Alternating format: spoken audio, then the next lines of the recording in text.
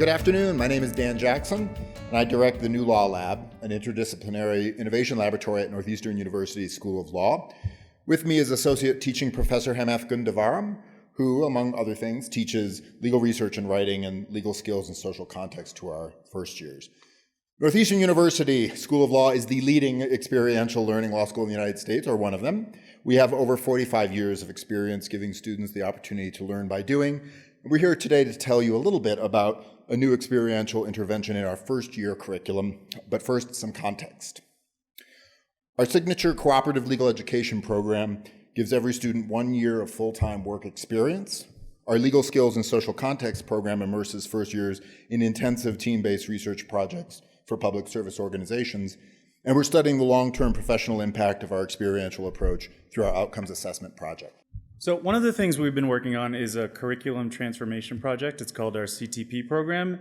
And really the goal of that program is to mirror for the students what they might be doing on their first co-op. As Dan said, they have 4 co-ops. Their first one is as early as the first summer after their first year of law school. So one of the ways we've tried to do that is to break down the wall between doctrinal courses and skills courses.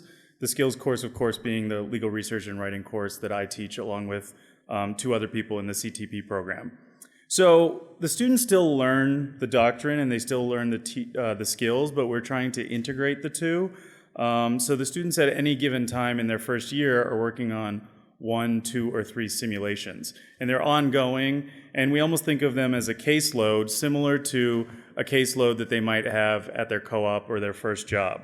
So the legal research and writing course goes through the entire year, but the doctrinal courses, as you can see, there's 3 in the fall and 3 in the spring, and the legal research and writing course intersects between all 6. So I'm just giving you one example of how we do that, is in civil procedure, they would obviously learn about how to amend a complaint, and they would learn the case law, the federal rule, the history, but after they learn that, that might be one of the first things they learn, they'll come to our legal research and writing course and they'll actually draft a motion to amend. And during the time that they're drafting and revising, it is brought up as a discussion topic often in civil procedure. So they're getting the doctrinal knowledge from this expert on civil procedure and the writing and research knowledge from us. And then once they finish and finalize their motion to amend, for example, they would then do an oral argument in front of the civil procedure professor. So my job in CTP is to assess student learning outcomes. Impact on academic performance is being assessed by comparing the percentage of high honors and honors received for common enrollment upper level courses. Next, we're looking to determine whether CTP students demonstrate greater practice readiness over the course of 4 co-ops by comparing co-op employer evaluations. Practice readiness is also being assessed by asking students to self-gauge how prepared they felt for their first co-op after completing that first assignment. And we are looking at overall student satisfaction by comparing the results from the standard teacher rating and course evaluations, which we all know and love. One section of the first year class of 2016 was randomly assigned to CTP. The remaining 2 sections serve as our control group, where professors teach it as they ordinarily would. To be completed in June 2016, the results will be controlled for factors such as differences in grading between professors, student self-selection of courses and co-ops, and co-op rotation. So here's the study and control groups in terms of numbers and entering indicators of academic ability. Pretty well matched, as you can see, especially when you look at the median GPA and LSAT. The balance of this talk is going to take a sneak peek at the initial data on 2 assessment axes, upper-level academic performance and self-assessment of job readiness. First up, performance in the first 2 academic quarters of these students' second year of law school. Our first pass is at the large enrollment courses that nearly every student takes, admin law, corporations, evidence, and professional responsibility. This data is not yet controlled for professor grading differences, please note. With a good number of student grades to compare, especially in corporations and evidence, we see a notably higher percentage of honors and high honors from the CTP section as compared to the control group. And looking at 177 evaluations overall, 92% of CTP students received honorifics compared to 60% of the control group. Now let's look at student self-perception of their own job readiness as they stepped into the legal workplace on their first co-op. We asked on return, how well prepared did you feel upon beginning your first co-op?